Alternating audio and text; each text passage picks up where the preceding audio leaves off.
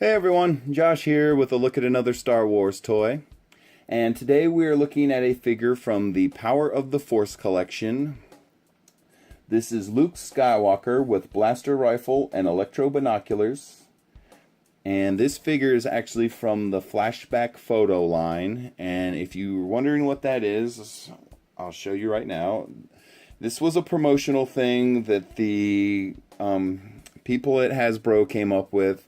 And these figures came out in the late 90s, I believe it was 98, and this is when they were starting to do the promotional stuff for the Phantom Menace. And so to get everyone excited, they came up with a line of figures called Flashback Photos. And what they did is they tried to link characters from the original trilogy to the prequel trilogy to get fans excited. So what you would get when you bought the character or the action figures, you would get this little card in the packaging, and it was called the Flashback Photo. And you can see there's a picture of Luke Skywalker there from Tatooine. And what you would do is you pull this little yellow tab down, and Luke Skywalker turns into Anakin Skywalker. And what this was designed to do was get everyone excited about the Phantom Menace coming out in 1999. And so they tried to link the characters from the old trilogy to the new trilogy, and this is how they did it. And so once again, you just push the little tab up, and it brings you back to a picture of Luke Skywalker. And that's all the flashback photos were. But you also would get these really nice figures that were a lot more detailed than most of the Power of the Force collection. So real quick, let's spin Luke around here and take a look at him so you can see him from all sides. And you can see he's got his hat on that I don't believe he actually used in the movie. I think there might be some deleted scenes out there on the internet you can watch where he's wearing it. And he's also holding the long rifle that he never used in the movie. I believe you saw him carry it at one point when they first see the Sand People and they're trying to find R2. And he grabbed something out of his speeder, and I believe it was the rifle he's holding. But one problem with this figure is they didn't put a lot of thought into the rifle. So just to show you what it looks like here up close, you can see it. And one thing you'll notice is there's no pistol grip on it. And most of these figures require a little pistol handle for their hands to grip it. And since this is a long rifle, there's no pistol grip on it. And the only thing you really have for him to grip it on is, if you look, you'll see there's a really big trigger guard on the rifle. And he will hold the rifle that way, but it just looks not right. It looks kind of silly, to be honest. So what you want to do is you just kind of got to slide the trigger guard into his hand and butt it up against his shoulder. And he will hold the rifle, but like I said, it just doesn't quite look right. That's not how you would hold a long rifle. He should be grabbing it around the butt of the gun. But anyway, so just be aware that if you decide you want to purchase this figure, he doesn't really hold the rifle all that well, unfortunately. So, but besides that, he also comes with the electro binoculars. You can see them there on his belt, and they do come off. You just pull it off, and you'll see there's a little tiny hole on the back of the binoculars. And that's what they look like on the front.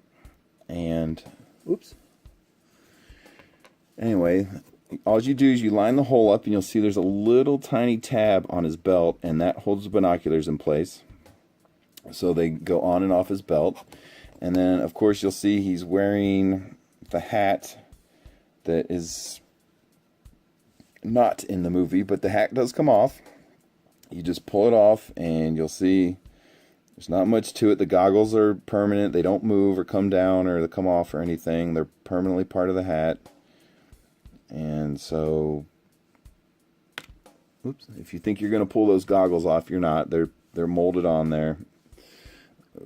So, and looking at the figure again, like I said, towards the end of the Power of the Force collection, they started to put a lot more attention to detail of the figures. So you can see he's very screen accurate, which is good because they didn't do that with a lot of those Power of the Force figures. But real quick, let me run through his movements with you, and you'll see he does have really good head movement. He can spin his head all the way around, and he actually has, which is pretty rare for these figures, he has head up and down movement, which is very limited though. And on his arms, you'll see he moves at his shoulders on both arms, and his elbows, and his wrists also spin on this figure. On both sides too. They all three joints at the wrist, elbow, and shoulder.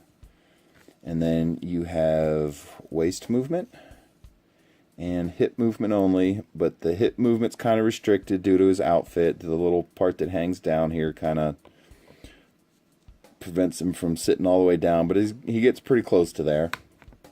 So anyway, let's see if we can get him back together. One thing I want to show you guys real quick is when you put the electro binoculars on here, they stay on pretty good, but as soon as you move the figure a little bit,